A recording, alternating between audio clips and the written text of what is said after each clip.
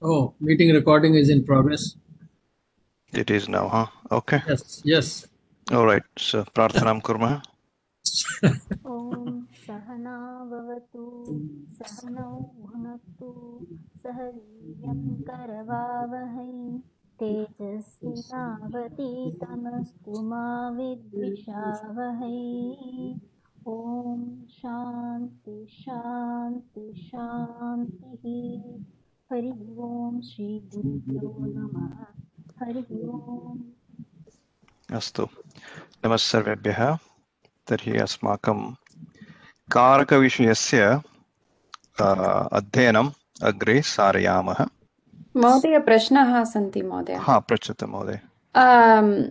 कर्मणि प्रयोगे कर्मपदम् अनुसृत्य क्रियापदं भवति, परन्तु अत्र कर्मपदं द्वयम् अस्ति द्विकर्मक धातूनां, गौणकर्म प्रधानकर्म. गौणकर्म षोडश क्रियापदानां गौणकर्म अनुसृत्य क्रियापदं भवति. सत्यं वा? क्रियापदं भवति इति तस्य कः अर्थः? अर्थः इत्युक्ते पुरुषः अनन्तरं वचनं. विवक्षानुगुणं खलु? आम्. विवक्षानुगुणं वा? आम्, विवक्षानुगुणमेव. वक्तुः यदि वक्तुः इच्छा अस्ति कर्तरी प्रयोगम् उपयुज्य वाक्यं रचयामि इति, तर्हि कर्तरी प्रयोगः. न अस्तु, तादृशं न, तत् अहं न पृष्टवती, परन्तु कर्तरी प्रयोगात् कर्मणि प्रयोगं परिवर्तनम् अस्माकम् अत्र अभ्यासेन कृतं. तत्र गौणकर्म प्रधानकर्म स्तः. अत्र कर्मणि प्रयोगे यदि परिवर्तनं कुर्मः तर्हि प्रधानकर्म गौणकर्म कर्म द्वयम् अस्ति. सत्यं. षोडश क्रियापदाः सन्ति प्रथमं किल? धातवः. तत्र यदि तत् कर्तरी प्रयोगे अस्ति चेत् परिवर्तनसमये गौणकर्म अनुसृत्य क्रियापदं भवति. क्रियापदं तु कर्तरी प्रयोगे यदस्ति तस्यैव कर्मणि प्रयोगे यत्किमपि रूपं भवति तत् कुर्मः आरम्भे खलु. षोडश धातवः सन्ति, तेषां द्विकर्मक प्रसंगे इत्युक्ते कर्तरी प्रयोगे यत्र एतेषां धातूनां द्विकर्मकत्वं गृहीत्वा वाक्यानि भवन्ति. यथा अत्र किञ्चित् वाक्यं गृह्णामः खलु. पान्तः माणवकं पन्थानं पृच्छति. एतद् वाक्यं पृच्छ धातोः पृच्छति, सत्यं पृच्छ धातुः अस्ति खलु तस्मिन्नेव षोडश धातुषु. आम्. तर्हि एतस्य वाक्यस्य कर्मणि प्रयोगं कुर्मः इति अस्माकं विवक्षा अस्ति इति चिन्तयन्तु. तस्मिन् प्रसंगे पृच्छ धातोः कर्मणि रूपं किम् इति प्रथमः प्रश्नः. स्पष्टं वा? एतद् उदाहरणं गृहीत्वा कर्तरी प्रयोगे एतद् वाक्यं पान्तः माणवकं पन्थानं पृच्छति. अस्य वाक्यस्य कर्मणि प्रयोगे परिवर्तनं किं भवति इति यदि प्रश्नः भवति चेत् प्रथमं सोपानं किम् अस्माकं? प्रायः पृच्छ धातोः कर्मणि रूपं किम् इति चिन्तयामः खलु. पृच्छ्यते. सत्यं, पृच्छते इति. तदनन्तरं किं प्रश्नम् उदेति? प्रायः कर्मणि प्रयोगे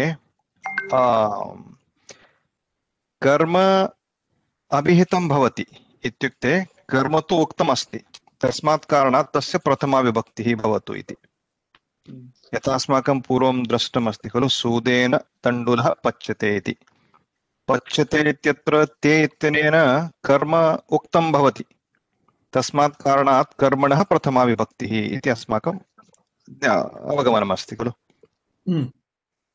तदपि स्पष्टम्। आं महोदय। तदनन्तरं प्रश्नः किं वदति, पृच्छते इति कर्मणि रूपम् इति अस्ति चेत् कर्तरिप्रयोगे यानि कर्माणि तेषु कस्य अत्र प्रथमा विभक्तिः इति प्रश्नः। माणवकस्य अथवा पन्थानस्य। अस्तु। सत्यम्। तत्र प्रश्नः तस्मिन् प्रश्ने सति प्रधानकर्मणः प्रथमा वा गौणकर्मणः प्रथमा इति प्रश्नः। तत्र अस्माभिः किं पठितमस्ति, येषु 16 धातेषु आरम्भिक ये 12 धातवः सन्ति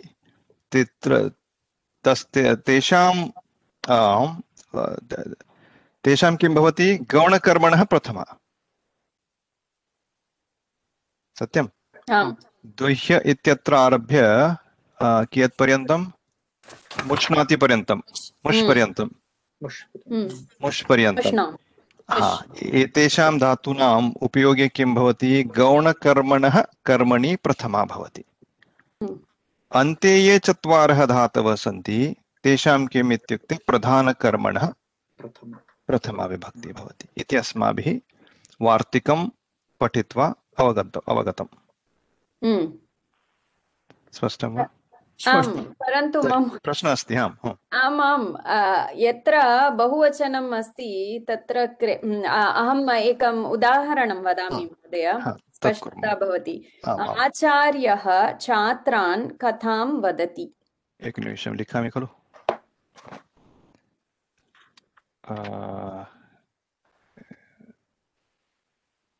आचार्यः छात्रान्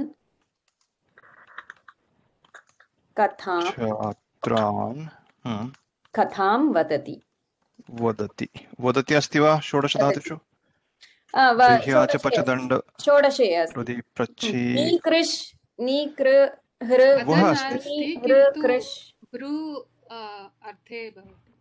ब्रू समानार्थक इति वा? अस्तु अस्तु, ब्रू समानार्थक वद धातुः। अस्तु, उत्तमं। तर्हि किं भवति अत्र, यदि अस्य विकल्पेन किं रूपं भवितुमर्हति? धातुः किं भवति, सम्प्रदानं भवति खलु। आचार्यः छात्रेषु न सम्प्रदानं छात्राय छात्राभ्यां छात्रेभ्यः। उत्तमम्। उत्तमं। छात्रेभ्यः इति सम्प्रदानं कथां वदति यथा पूर्वं। तर्हि अत्र विकल्पः कस्य जातः? छात्रशब्दस्य। तर्हि अत्र प्रधानकर्मः किं वदामः?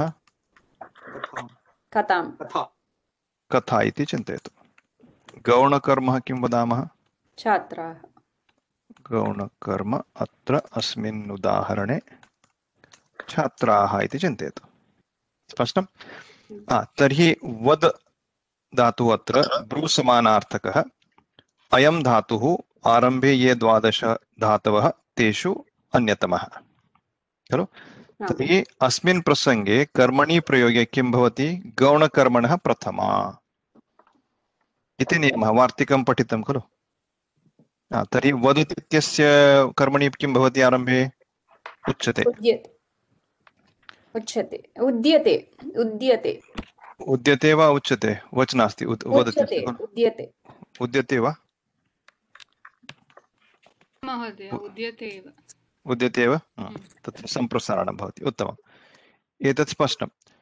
तर्हि अत्र आचार्यस्य किम्? आचार्येण। तत्र न कोऽपि क्लेशः। आचार्येण अत्र न प्रश्नः। तर्हि अत्र कस्य प्रथमा? गौणकर्मणः। छात्राः। गौणकर्मणः प्रथमा भूत्वा किं भवति? छात्राः। क्षम्यताम्, छात्राः इत्यपि स्पष्टं। प्रधानकर्मणः किं? यथा पूर्वं कथाम् सत्यं। तर्हि अत्र कः प्रश्नः? किन्तु उद्यन्ते भवति, उद्यते अत्र उद्यन्ते भवति, सत्यं। तथैव अहम् अत्र अवधेयम् इति अस्तु अस्तु उक्तवती। सत्यं सत्यं, उत्तमं। गौणकर्मणः बहुवचनं भवति। न, गौणकर्मणः यत्किमपि वचनम् अस्ति तदेव वचनं भवति अत्र, सत्यं। तर्हि अस्तु अस्तु,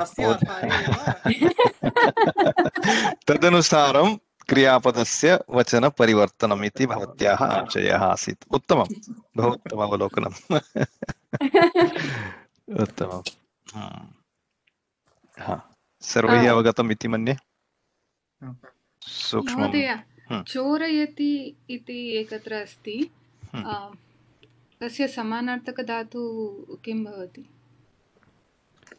चोरयति इत्यस्य वा? अत्र अस्माकं षोडशधातुषु तु नास्ति अयं धातुः खलु? नास्ति। सामान्यप्रश्नः वा भवत्याः? उदाहरणम् अस्ति, चोरः धनिकगृहं धनं चोरयति इति। कुत्र भवति? दुहादिगणे वा, दुहादयः तस्मिन् वा, अथवा न्यादि तत्र भवति वा इति प्रश्नः। कुत्रचित् भवती एतादृशं रूपं दृष्टवती वा? अस्मिन्नेव पुस्तके अस्ति। चोरः धनिकगृहं धनं चोरयति। धनिकगृहं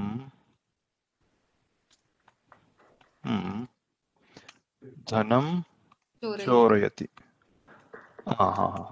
अस्तु, अत्र तर्हि अत्र कुत्र दृष्टवती भवती एतद् उदाहरणम्? अग्रिमे अध्याये प्रायः मिजन्तविषये प्रायः खलु? निच् प्रयोगः चोरयति।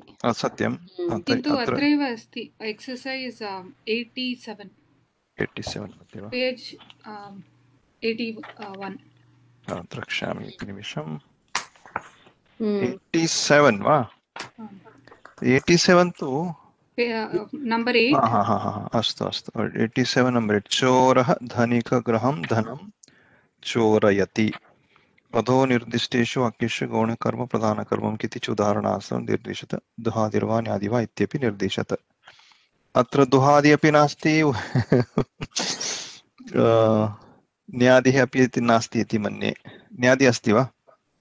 समानार्थकधातुः किम् इति? हरति इत्यस्य हरति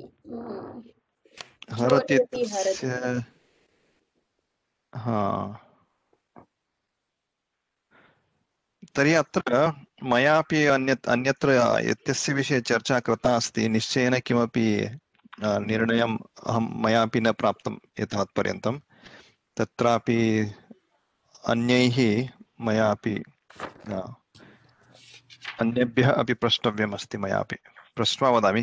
प्रश्नः किम् इत्युक्ते एतेषां धातूनां विशिष्ट अर्थे एव एताः नियमाः उपयुज्याः वा सामान्येन इति।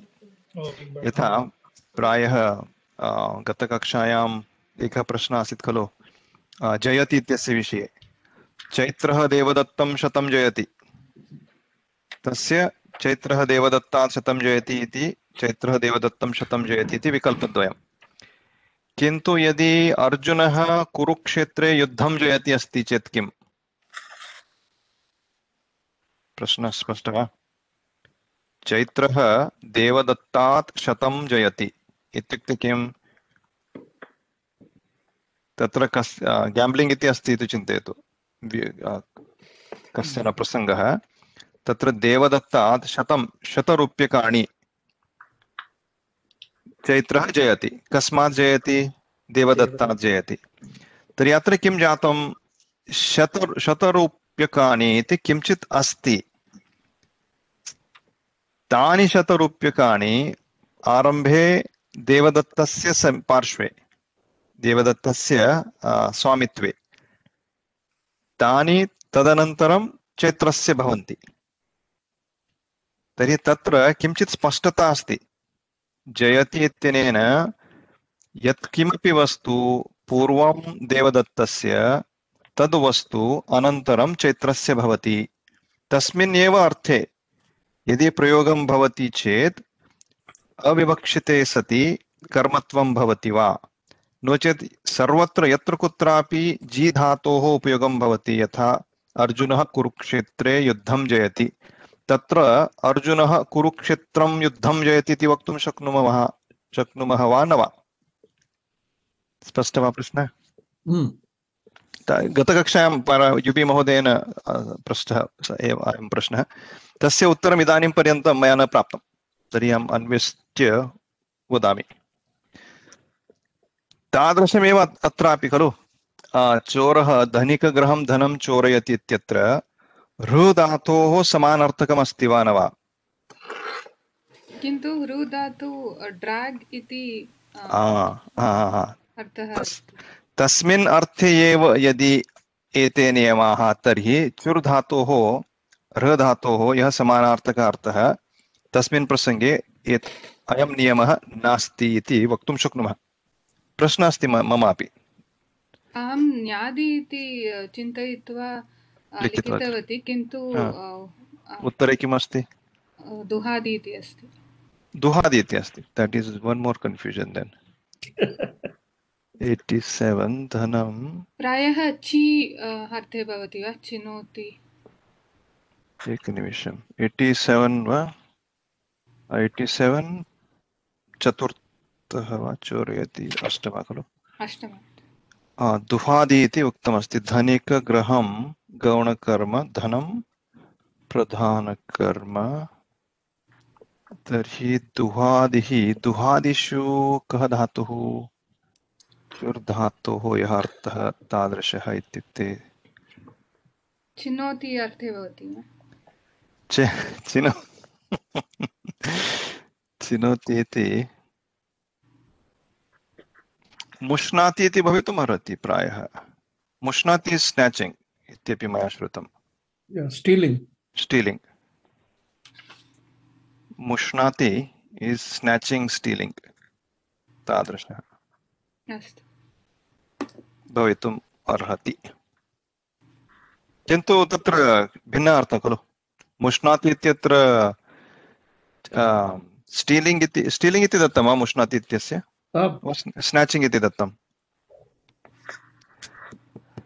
स्नाचिङ्ग्, स्टीलिङ्ग् आल्सो समानार्थकः। तत्र सत्यं भवितुम् अर्हति।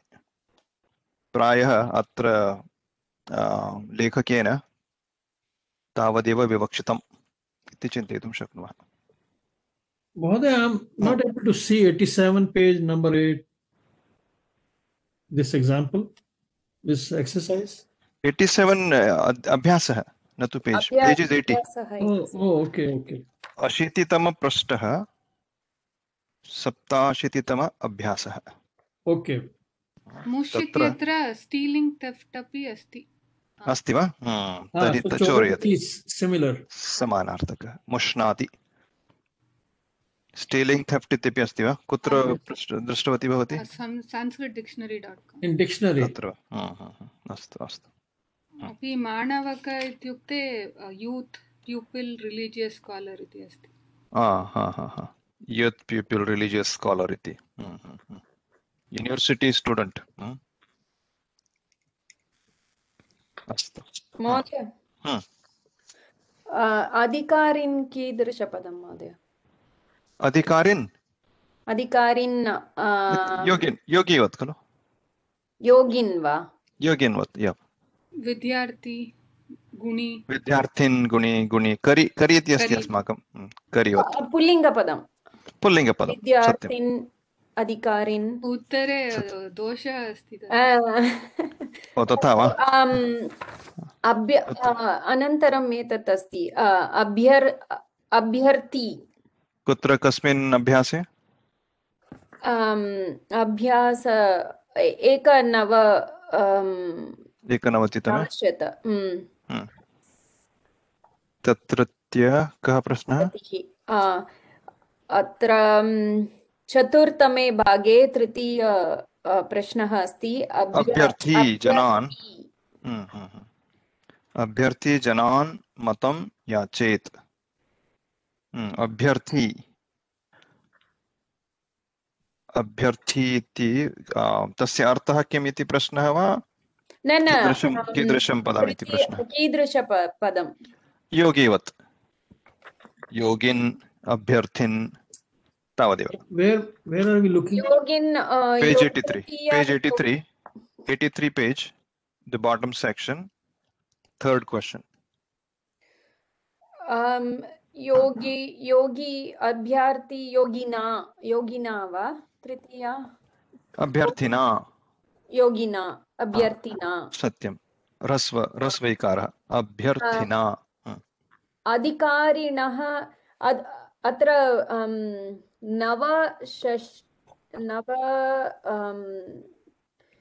नवाशीतिः पेज नंबर और अभ्यासः पेज नंबर किमस्ति? पेज नंबर पृष्ठसङ्ख्या 1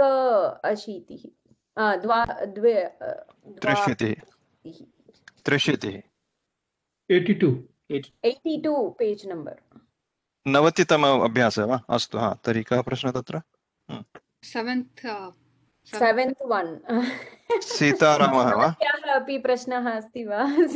उत्तरे दोषः अस्ति. सचिवः अधिकारिणः तदेव. सर्वे द्रष्टुं शक्नुवन्ति वा तत्र आरम्भे? पेज नंबर 82, अभ्यासः 89, क्वेश्चन 7. सचिवः अधिकारिणः प्रगतिवृत्तम् अपृच्छत्. अस्तु, तर्हि अत्र सचिवः अधिकारिणः प्रगतिवृत्तम् अपृच्छत्. अत्र प्रगतिवृत्तं तु द्वितीयान्तम्, अधिकारिणः योगिनः. सत्यम्, अधिकारी भवति वा? सत्यम्, अधिकारी, तस्यापि द्वितीया बहुवचनम् अधिकारिणः. योगिनः योगिनौ, योगी योगिनौ योगिनः, योगिनः एव खलु? प्रथमा द्वितीया बहुवचने समानरूपाणि खलु?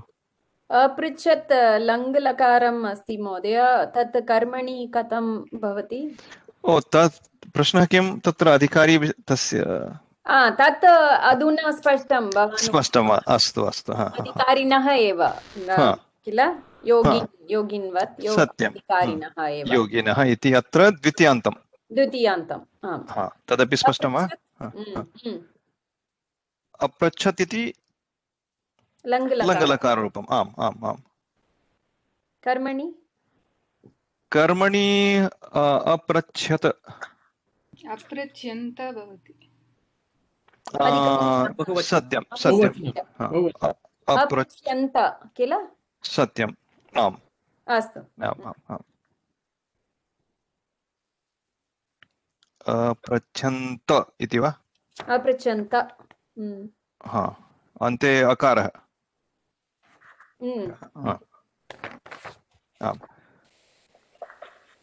उत्तमम्. अन्यः प्रश्नः? जेके पृच्छति वा?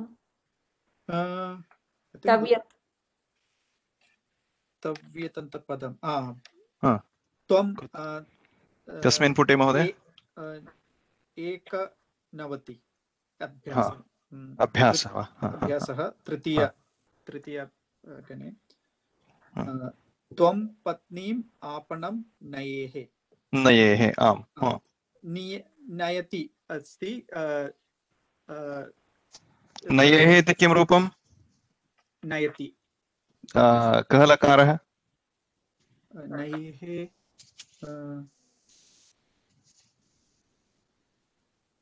विधिलिङ्ग. विधिलिङ्ग.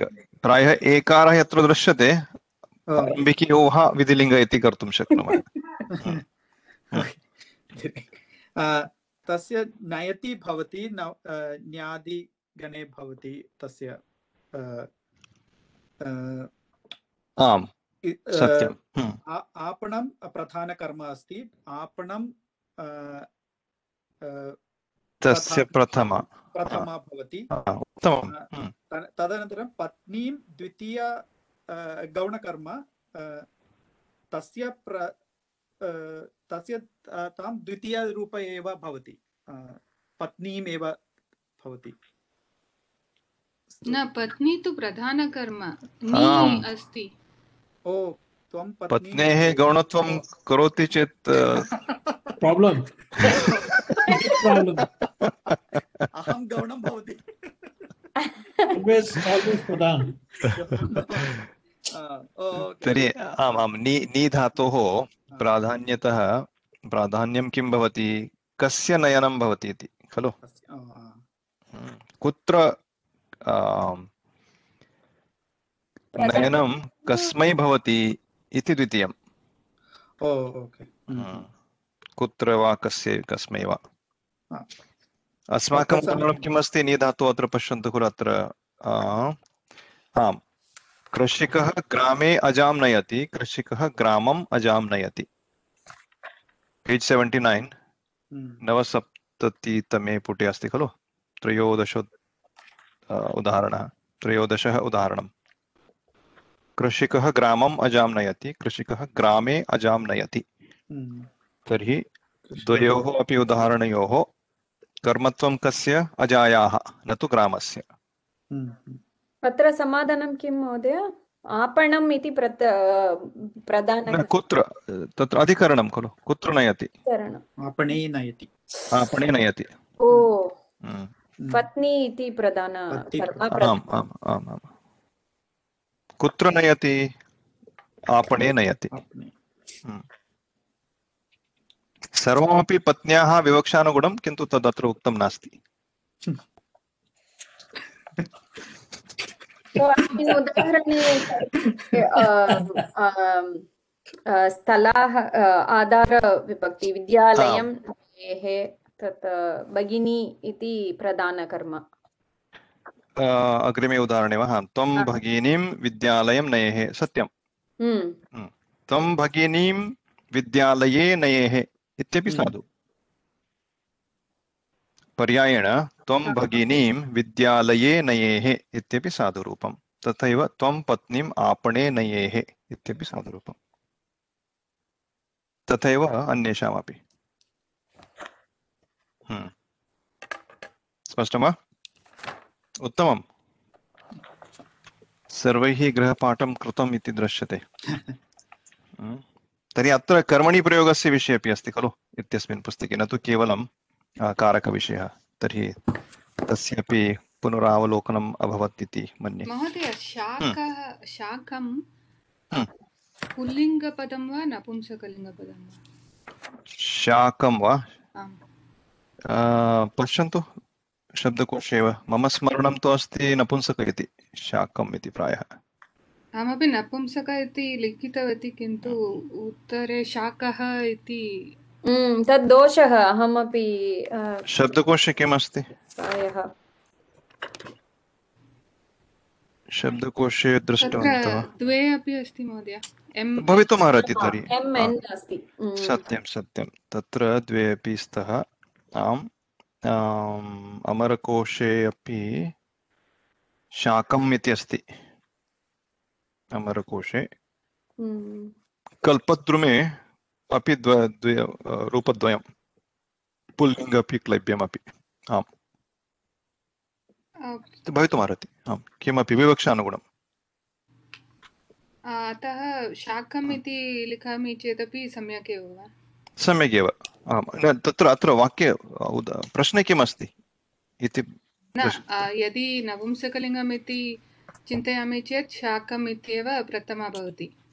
कुत्र, कस्मिन् वाक्ये? अभ्यासः 89:8-1। सेविका शाकं पाकशालां। सेविका शाकं पाकशालाम् अनयत्। तर्हि अत्र नी धातुः अन्तिमचतुर्षु धातुषु, अतः शाक प्रथमायां भवति। प्रधानकर्मणः प्रथमा। सत्यम्। आमामां सत्यं। तर्हि प्रथमायां शाकं वा शाकः वा भवितुम् अर्हति भवत्याः विवक्षानुगुणं। तर्हि अत्र उत्तरे किं दत्तमस्ति? नपुंसकलिङ्गं वा? अस्तु अस्तु अस्तु पुल्लिङ्गे अस्ति। अस्तु आम् द्वे अपि रूपे समीचीने इत्येव दृश्यते अत्र। अस्तु महोदय, धन्यवादः। Mahoday, which is a good reference book for meanings? no, not for meaning, but for Shabd. Dictionary. Amarkosh is. Amarkosh is definitely safe, no doubt about it. Amarkosh is like authoritative. Authoritative, yep, definitely. Then Kalpadruma, if you can easily look up. Apte dictionary is also authoritative by now. Spoken Sanskrit is a little bit crowdsourced kind of thing, so a little debatable. Spoken Sanskrit, so many times same word are 100 meanings given. Correct. So it's you more don't like know which one is applicable. first lookup is okay, but then also what I do is I search in Google, and then you will get reliable texts like Mahabharata or Ramayanam, or Kalidasa Rachana. If the word is used there, then that is Shistacharaihi Prayuktam ityasmat authoritative. Is Amarkosh available online for online search? I believe so. Oh, okay. I mean, at least the dictionary app is able to pull it. Amarkosh is like very commonly used, so I'm pretty sure someone can find out a source for it. Yeah. स्पष्टं वा? तर्हि अग्रे सरेम वा? अस्तु। तर्हि अत्र अस्माभिः अन्यः एकः प्रश्नः आसीत् खलु अत्र वसधातोः विषये। अकर्मकधातुभिः योगे देशः कालः भावः गन्तव्याद् वा इत्यत्र देशस्य कालस्य भावस्य गन्तव्यस्य उदाहरणानि अत्र कः प्रश्नः जातः तत्र इत्युक्ते स्मरन्ति वा कोऽपि स्मरति वा प्रश्नः अत्र? गुरुमहोदय एव पृष्टवान्। आमां गुरुमहोदय। अमेरिकादेशाम् इति किमपि वसामि इत्यादि। गुरुमहोदय अस्तु, समीचीनं भगिनि। तत्र किमस्ति इत्युक्ते व्याप्तिः भवतु सर्वत्र इत्येव नियमः। इत्युक्ते भारतदेशं वसति इत्युक्ते भारतदेशे प्रायः इतस्ततः गत्वा सर्वत्र वसति इति भवतु इति देशस्य विषयः। यथा अत्र कुरुपाञ्चालादिदेशवाचकः, न तु कश्चन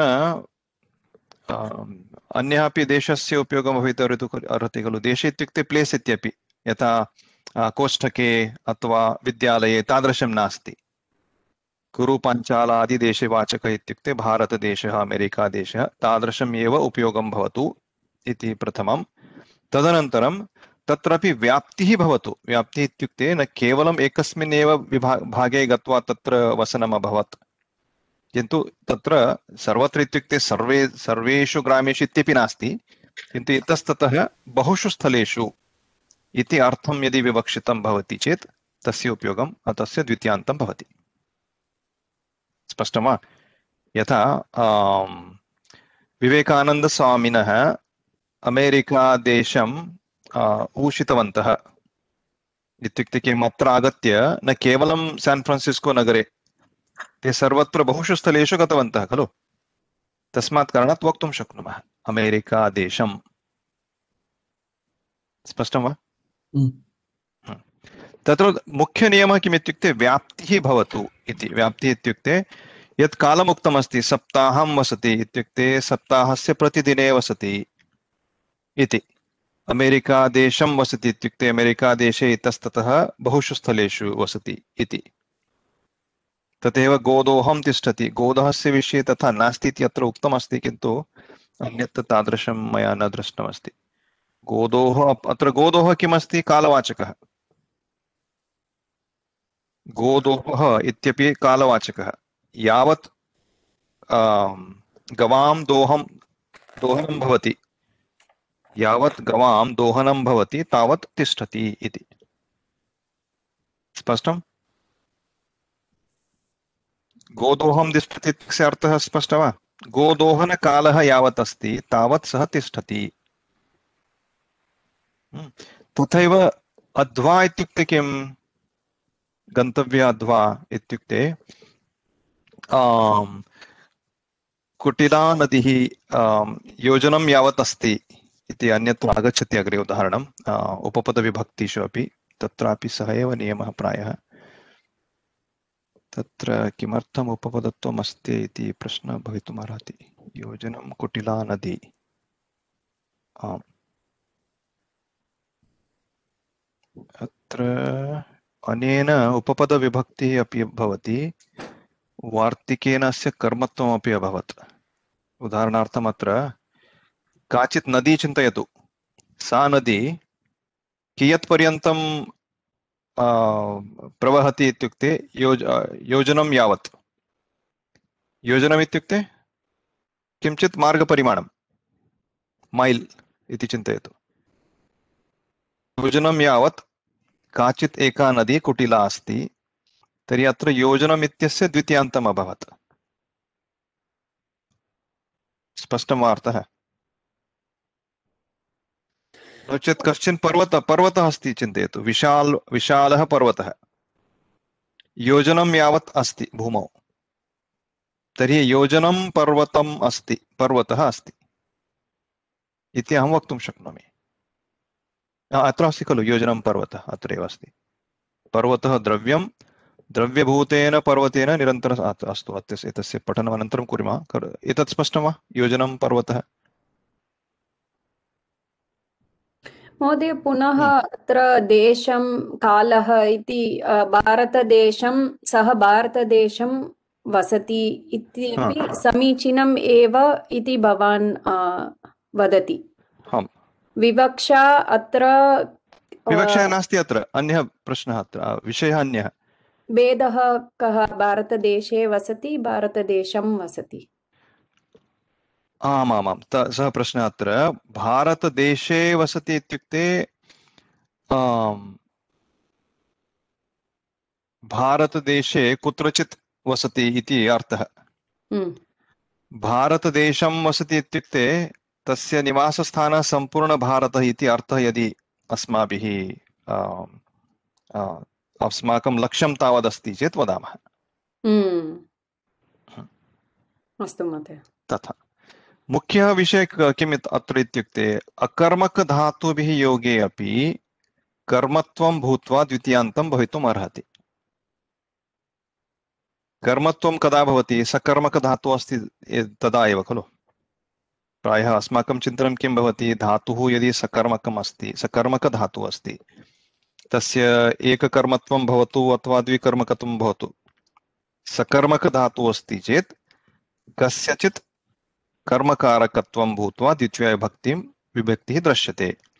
अकर्मकधातुः अस्ति चेदपि कुत्रचित् कस्यचित् शब्दस्य कर्मकारकत्वं भूत्वा द्वितीया विभक्तिः दृश्यते। कुत्र इत्युक्ते वस् इति एकम् उदाहरणम्।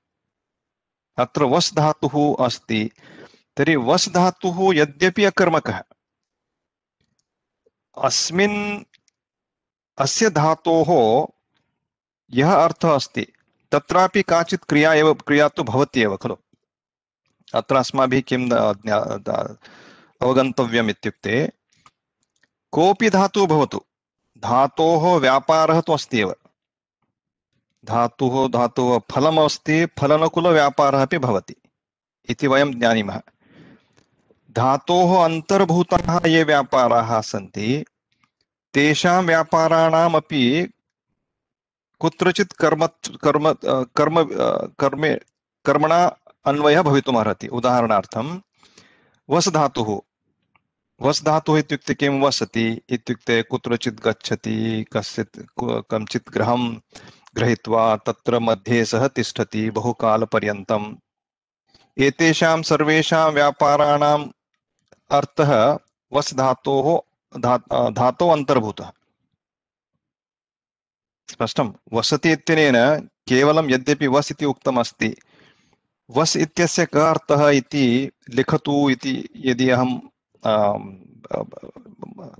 अहं वदामि चेत् भवन्तः किं लिखन्ति? वस् इत्यस्य धातोः बहवः व्यापाराः भवति तत्र। तस्य अन्तर्भूताः ये व्यापाराः सन्ति तत्रत्य कुत्रचित् कर्मत्वं भवितुमर्हति इति अर्थः। स्पष्टं? यथा अत्र तिष्ठति, कियत् कालपर्यन्तं तिष्ठति? गोदोहं तिष्ठति, तस्य कर्मत्वं। तथैव सप्ताहम् इति तु कालवाचक एव, साक्षात् देशवाचक अपि भवितुम् अर्हति। स्पष्टं वा? नूतनविषयायां तिष्ठति स्थाधातु विषये महोदय, तत्र गोदोहं तिष्ठति यत्र उक्तमस्ति यत्र, तत्र आसन्दं तिष्ठति अपि तत्र काल तत्र देशः भवति। आसन्दं तत्र देशः भवति, देशकालः इत्युक्ते तत्र यावत् कालपर्यन्तं तत्र तिष्ठति सः गोदोहं, यत्र कुत्र तिष्ठति सः आसन्दम्। आसन्दमपि सम्यक् एव तथा भवितुमर्हति, किन्तु अत्र किं दत्तमस्ति? कुरु पाञ्चालादिदेशवाचकः। कुरु पाञ्चालादि इत्युक्ते किं? तस्य प्रदेशस्य देशत्वं भवति अत्र, न तु कटस्य वा आसन्दस्य। तस्मात् कारणात् एव अत्र उक्तमस्ति कुरु पाञ्चालादिदेशवाचकः, न तु कटवत् आसन्दवत् देशवाचकः। भवता यत् प्रश्नः अस्ति भवतः बहु उत्तमः, तस्यैव निराकरणं भवतु इत्यस्मात् कारणात् एव अत्र दत्तमस्ति कुरु पाञ्चालादिदेशवाचकः। प्रकोष्ठे तिष्ठति, आसन्दे तिष्ठति, कटे तिष्ठति, तत्र द्वितीयान्तं भवितुं नार्हति। स्पष्टं? तत्र अधिकरणमेव केवलम्। आसन्दे तिष्ठति एव, कटे तिष्ठति एव, आसन्दं तिष्ठति, कटं तिष्ठति इति केनचित् सूत्रेण वा वार्तिकेन भवितुं नार्हति। सप्ताहं तिष्ठति भवितुमर्हति। कालः भवति, सत्यं। कालवाचकः अस्ति चेत् कर्मत्वं प्राप्य अनन्तरं कर्मणि द्वितीयत्वेन द्वितीयान्तं। तथैव अन्यत् किं भवितुमर्हति? देशः, कालः, भावः। भावस्य उदाहरणम् अस्ति वा अत्र? दत्तं नास्ति। भावस्य उदाहरणं किम्? एतदस्ति कालस्य, एतदपि कालस्य एव, देशस्य कुरु पाञ्चालादि, गन्तव्यस्य अस्ति भावस्य, अत्र अस्ति वा? एकनिमिषम्। भावस्य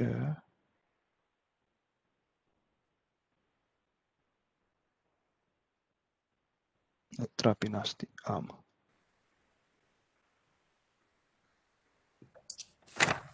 भावस्य किमित्युक्ते द्रक्ष्यामि अन्यत्र कुत्रचित्। तर्हि मुख्यविषयः अकर्मकधातुभिः योगे अपि देशः, कालः, भावः, गन्तव्यः अथवा च कर्मसंज्ञक इति वाच्यं भावस्य उदाहरणं दृष्ट्वा अहं प्रेषयामि। क्रियावाचकः महोदय? क्रियावाचकः गोदोः शब्दः यद्यपि क्रियावाचकः, तदपि अत्र तु कालसूचकः अस्ति। क्रियावाचकः क्रियावाचकस्यापि किम् इति, आम्, अस्यापि उदाहरणं द्रष्टव्यं भवति। दृष्ट्वा प्रेषयामि अहं। प्रत्येकस्य एकम् उदाहरणं प्रेषयामि, देशस्य, कालस्य, भावस्य, गन्तव्यस्य अपि, मार्गस्य अपि। अस्तु, तर्हि अग्रिमं किमस्ति? नूतनः विषयः अस्ति। समयः किमस्ति? 4:01। तर्हि विषयस्य परिचयं कारयामि। बालः विद्यालयं गच्छति, पिता बालं विद्यालयं गमयति इत्यत्र किम् अभवत्? अत्र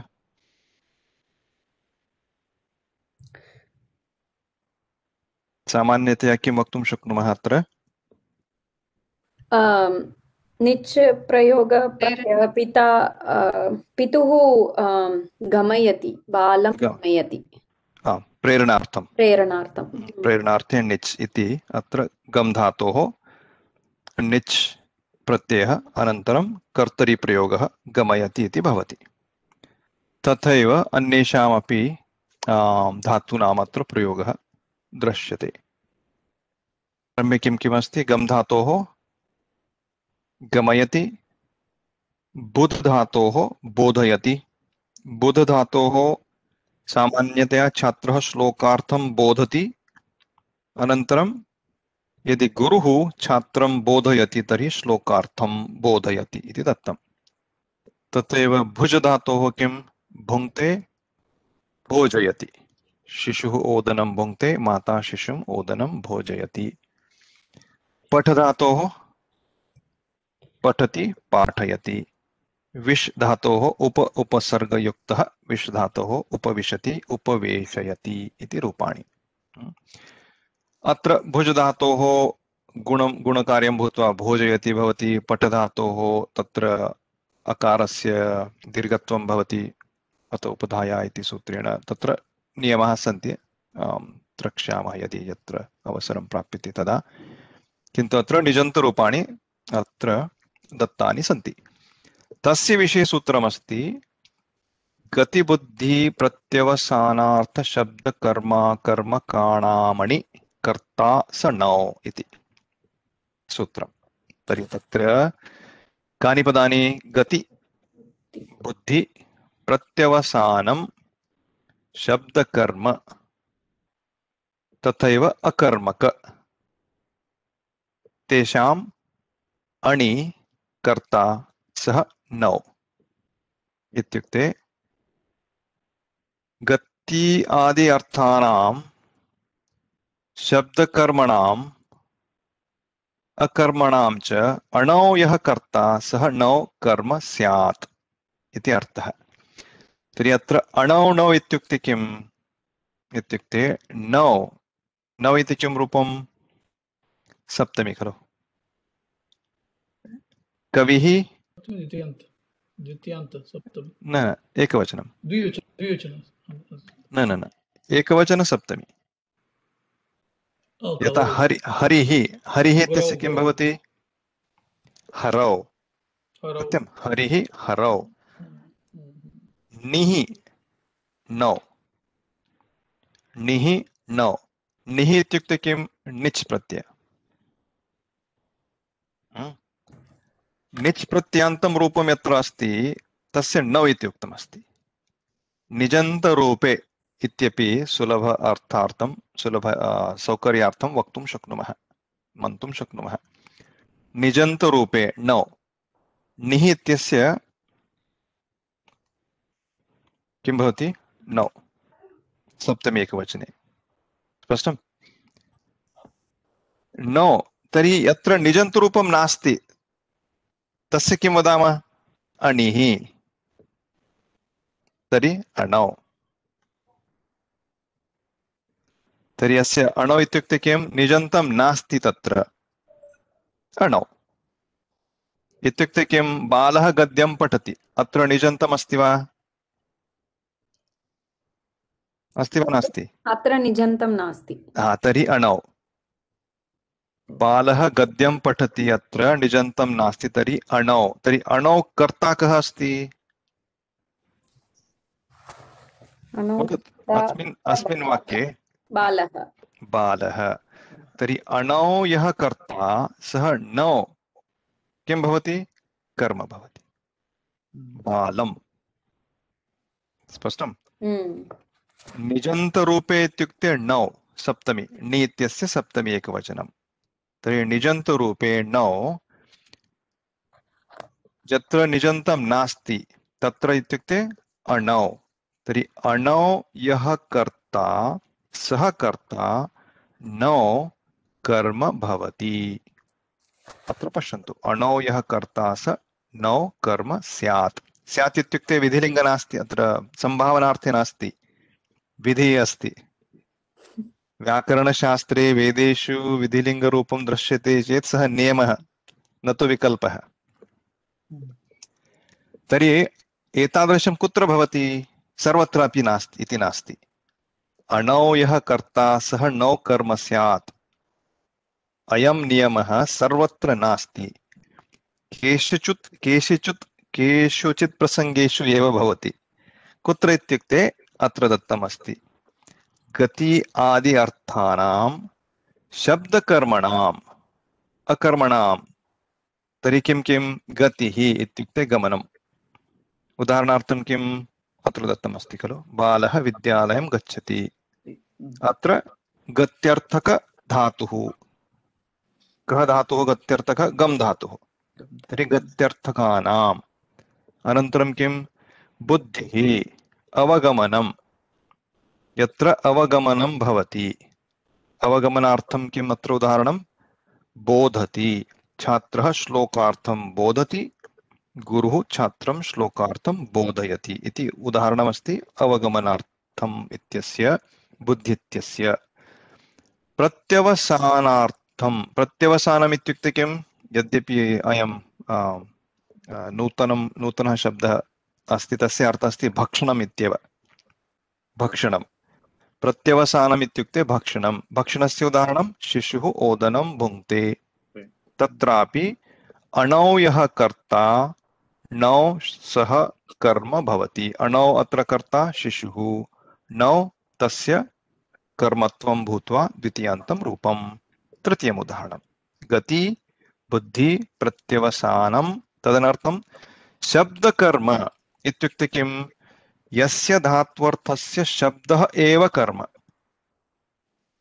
यस्य धात्वर्थस्य शब्दः एव कर्म इत्युक्ते किं तस्य धातोः यः व्यापारः अस्ति तस्य व्यापारस्य कर्म शब्द एव शब्द इत्युक्ते यथा श्लोकः श्लोके किं भवति शब्दाः भवन्ति खलु तर्हि श्लोके ये शब्दाः ते एव कर्म इति अर्थः गद्यम् अत्र गद्यम् अस्ति खलु अस्माकं पुरतः गद्यम् अस्ति किञ्चित् कारकपुस्तकम् अस्ति अत्र बहवः शब्दाः सन्ति तत्र अस्माभिः अत्र पठनं भवति कस्य पठनं भवति यतः अहं वदामि महोदय पठतु इति तर्हि महोदय पठतु इति वदामि चेत् तस्य कः अर्थः अत्र ये शब्दाः अस्माकं पुरतः भवन्ति तान् पठन्तु तर्हि पठनस्य पठनक्रियायाः कर्म किं भवति अत्र एते शब्दाः शब्द एव कर्म अहं यदि वदामि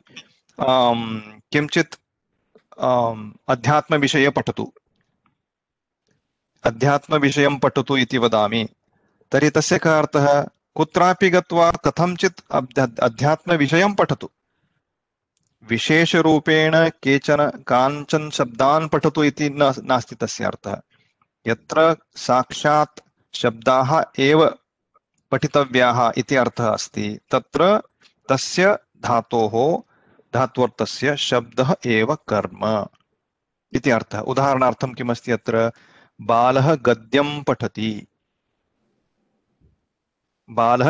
पठति यदि अहं वदामि बालः प्रायः गद्ये यदा रसायनशास्त्रस्य विषयमस्ति इति चिन्तयन्तु रसायनशास्त्रम् इत्युक्ते केमिस्ट्रि हा बालः रसायनशास्त्रं पठति इति वदामि चेत् तत्र कर्म किमस्ति शब्दाः कर्म वा शास्त्रं नास्ति कस्मात् पठति कथं पठति कान् शब्दान् पठित्वा रसायनशास्त्रस्य अवगमनं सः प्राप्नोति इत्यस्य विषये किमपि उक्तं नास्ति कथञ्चित् रसायनशास्त्रस्य अवगमनं भवतु इत्येव तस्य अर्थः यदि बालः गद्यं पठति इति साक्षात् दत्तमस्ति चेत् तर्हि अत्र पठनक्रियायाः कर्म किं गद्ये ये शब्दाः ते एव कर्म स्पष्टम् हा तर्हि यदा तादृशं प्रयोगं भवति यत्र धात्वर्थस्य शब्दः एव कर्म भवति तत्रापि अणौ यः कर्ता तस्य नौ कर्म भवति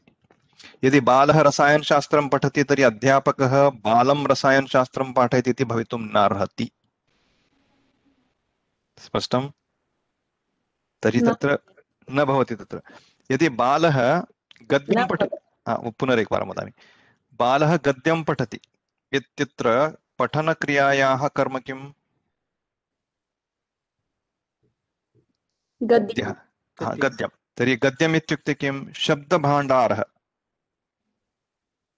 शब्दभाण्डारः इत्युक्ते केचन शब्दाः आहत्य गद्यम् इति वदामः तर्हि कर्म किमत्र शब्दः एव कर्म तस्मिन् प्रसङ्गे एव अणौ यः कर्ता सः नौ कर्म भवति अस्य उदाहरणं विरुद्धार्थम् उदाहरणं वदामि बालः रसायनशास्त्रं पठति तत्र रसायनशास्त्रम् इत्यनेन शब्दः एव कर्म इति वक्तुं शक्नुमः वा न।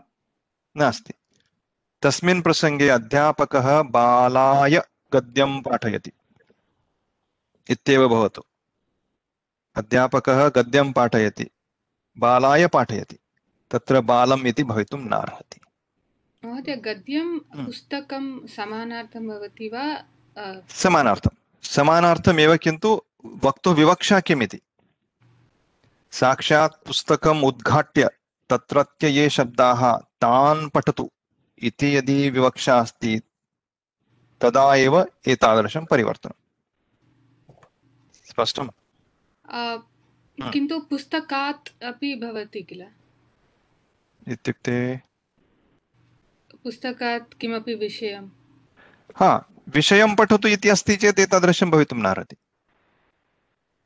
किन्तु गद्यविषये गद्यस्य विषयम् इति न भवति वा भवितुमर्हति विवक्षानुगुणम् अस्तु तत्रापि विवक्षानुगुणं यदि गद्यं पठति इति गद्यम् इति किमर्थम् उक्तम् इत्युक्ते पुस्तकं न उक्तं ग्रन्थं न उक्तं गद्यं किमर्थम् उक्तम् इत्युक्ते प्रायः गद्यम् इत्यनेन अस्माकं मनसि चित्रं किं भवति बहवः शब्दाः सन्ति गद्यरूपे तान् पठतु एकैकं शब्दं गृहीत्वा तस्य पठनं भवतु इति विवक्षा अस्ति अत्र बालः गद्यं पठति तस्य अवगमनं भवति वा न वा वयं न जानीमः उच्चैः पठति सः नो चेत् मनसि अपि पठति टेक्स्ट् इति प्रोस्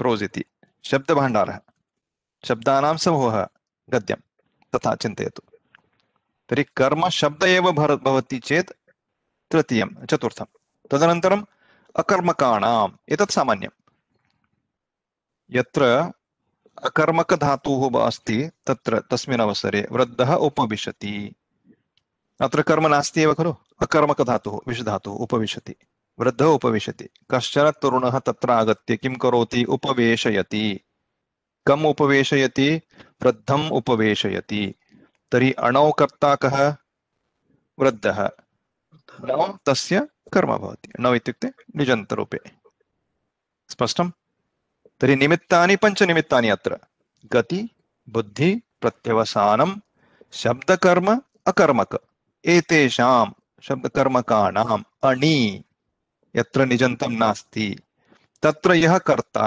सः कर्ता निजन्तरूपे नौ कर्मत्वं प्राप्नोति इति अर्थः स्पष्टम् तर्हि तस्यैव अत्र उदाहरणानि दत्तानि सन्ति यत् अस्माभिः पठितमस्ति तस्य अत्र उदाहरणानि बालः विद्यालयं गच्छति तत्र एतस्य पुस्तकस्य काचित् शैली अस्ति खलु एकैकम् उदाहरणं गृहीत्वा तस्यैव पुनरावृत्तिः भवति समान पैटर्न् रूपेण सर्वत्र दत्तमस्ति तर्हि इति भवन्तः गृहपाठरूपेण पठितुं शक्नुवन्ति वा इदमत्र अवगन्तव्यम् इत्यत्र आरभ्य एतावत्पर्यन्तं केवलं पुटद्वयमेव कुर्मः वा तस्यैव अत्र अन्यापि वार्तिकानि च सन्ति तस्य पठनम् अग्रिमायां कक्षायां कुर्मः एतावत्पर्यन्तम् अयमेव विषयः अत्र अन्यः नूतनविषयः नास्ति एतावत्पर्यन्तम् until here there is no new subject there are some additional vartikani and some exceptions are there but the main concept is what we just looked at this is the कियत् पर्यन्तं इत्यत्र आरभ्य एतावत्पर्यन्तं पठतु just until the end of section 5 Okay. So we can proceed from here if this part is clear because this is basically elaboration of what we just looked at in the typical style of this book what the concept has been teased apart in detail tasya patanam bhavatu agrimayam kakshayam ita arabhya agre sarema spashtam va